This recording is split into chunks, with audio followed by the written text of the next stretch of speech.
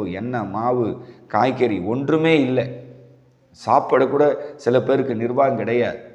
அவ்வளோ நிர்பந்தத்தில், நெருக்கத்தில் சில குடும்பம் கடன் தொல்லையினால் நெருக்கப்படுது. இன்னொரு பக்கம் 100ல் ஒரு ஆள் கடன் தொல்லையில் தற்கொலை பண்ணி தன் உயிரையே மாச்சிக்கிறாங்க. இது ஒரு பக்கம் போயின்னு இருக்கு.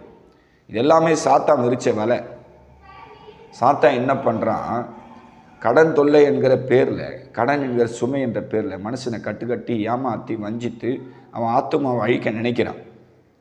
ஆனால் ஆண்டவர் கடன் இல்லாத ஒரு வாழ்க்கையை தான் அவருடைய ஜனங்களுக்கு அவர் ஆயத்தம் பண்ணி வச்சிருக்கிறார். ஆனாலும் கடனை வாங்கின பிறகு ஒரு மனுஷன் எல்லாராலும் கைவிடப்பட்டு மனநொந்து போகும்போது கர்த்தர் அவனுக்கு கை கொடுப்பார். தப்பு தான், ஆதாம் ஏவாள் பண்ணது கூட தப்பு தான். அதுக்காக ஆண்டவர் ஆதாம் ஏவாளை வெறுத்துட்டாரா? நீங்கள் சொல்லுங்க. யாரையுமே ஏசப்பா ரிஜெக்ட் பண்ண மாட்டார். அவர் யாரையும் வெறுக்க மாட்டார்.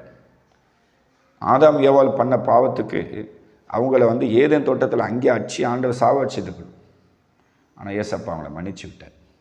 அப்படி இருக்கும்போது இந்த பூமியில் ஆண்டவர் யாரையும் பாவின்னு சொல்ல மாட்டார், யாரையும் குற்றவாளியும் சொல்ல மாட்டார்.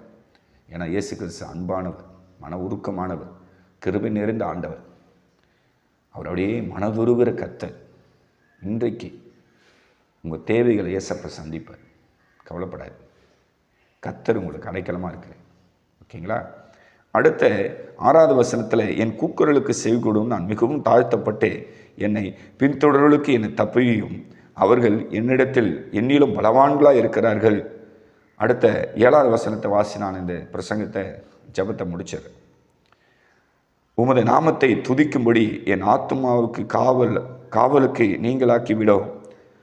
எனக்கு நீர் தயவு செய்யும் போது நீதிமான்கள் என்னை சூழ்ந்து கொள்வாங்க.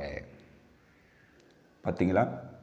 ஒருவேளை என் ஆத்துமா கட்டப்பட போது, ஏதாவது சிறையிருப்பில் நான் போய் சிக்கிக்க போகிறேன், அதனால் ஆண்டவரே என் ஆத்துமாவை காவலிருந்து நீங்களாக்கி விடும். ஏன்னா நான் உங்களை துதிக்கணும், என் ஜபத்துக்கு தடை வரக்கூடாது.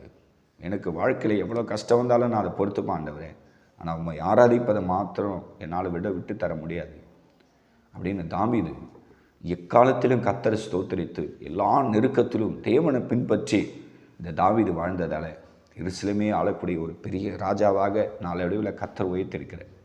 அப்படி இருக்கும்போது என் அன்பு சகோதரியே, இந்த 7 வசனத்தை வச்சு கண்ணீரோடு மனதுருகி நீ ஜெபிமா.